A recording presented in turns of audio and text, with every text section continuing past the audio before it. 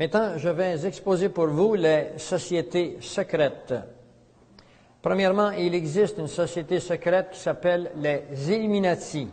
Les Illuminati, c'est une organisation qui est là depuis 2 siècles déjà et qui mène le monde actuellement. Et ce matin, je vais vous faire comprendre qui ils sont.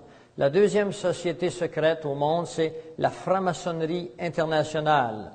La franc-maçonnerie internationale est composée d'environ 5 à 6 millions d'hommes qui sont en poste. Aucun d'eux n'est dans la rue. Ils ont les postes clés de notre monde, spécialement ceux qui ont conquis le 30e degré. La troisième section des sociétés secrètes s'appelle les Bilderberger. Et le mot Bilderberger vient d'une ville qui existe en Hollande, à Bilderberg, où eut lieu en 1957 la première réunion des Bilderberger. Et leur plan, leur fonction, c'est d'amener le contrôle financier global de notre société au niveau d'une organisation de contrôle total afin d'appauvrir les populations de la Terre, afin de rendre l'Amérique du Nord un pays entièrement communiste. Quatrièmement, le CFR, en anglais, que nous appelons en français le Conseil des relations étrangères. Ce sont des mots que j'apporte à votre attention parce que tantôt nous allons vous les faire comprendre. Nous allons faire de l'anatomie.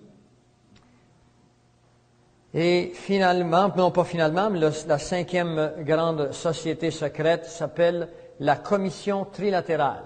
Si vous écoutez les nouvelles américaines, spécialement une émission américaine qui s'appelle Learer Hauer, c'est une émission avec les meilleurs journalistes américains et régulièrement il y a là des gens de la Commission trilatérale et du CFR. Sixièmement, la Société des Skull and Bone de Yale University. Cette société comprend des grands hommes, enfin, nous pouvons nous asseoir et qualifier le mot grand ici, des hommes connus, des hommes politiques, tels que M.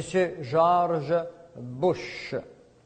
C'en est un, entre autres. Et finalement, la Société des Rose-Croix, aussi appelée Rosicrucian, dont la plupart de leurs membres ne savent pas dans quoi ils sont. Vous parlez à un ex-Rose-Croix, Rosicrucian.